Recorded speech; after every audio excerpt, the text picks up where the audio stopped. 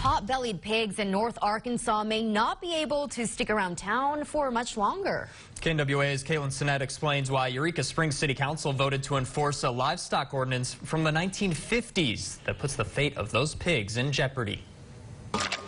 Just last year, Marilyn Slows thought her pet pigs were safe from eviction.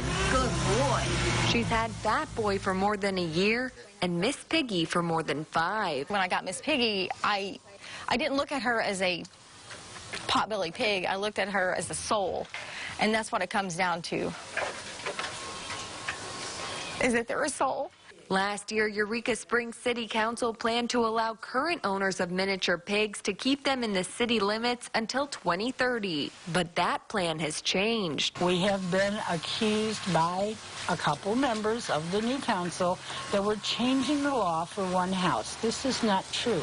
We are keeping the livestock law intact while grandfathering 2 innocent pet potbellies. Instead, the City Council recently voted 4-2 to enforce the city's 1952 livestock ordinance, which bans swine from the city. Livestock is livestock. I mean, pot-bellied pigs, American mini pigs, whatever you want to call them. Even though some city council members want the pigs gone, Marilyn says visitors come every single day to visit Fat Boy and Miss Piggy. So many tourists that come to town, and they're like, well, where's the famous pig? Even her neighbor who owns the inn next door says his guests go to see them. Never have had a problem roaming around, smell-wise or anything else. But some city council members say that doesn't matter. The law is the law. Do you think it makes a difference if you actually had met them? Do you think it would change your mind at all? No.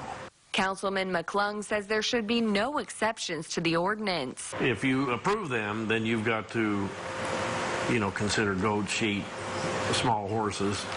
Where does it end, really? And Marilyn wonders the same thing. What's it going to be next? Somebody else's dogs?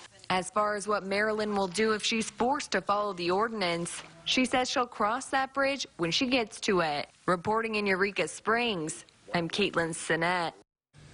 The 1952 livestock ordinance states any person who violates it is guilty of a misdemeanor. If they're found guilty, they could pay a fine of $5 to $100 for the first offense and $250 every day after.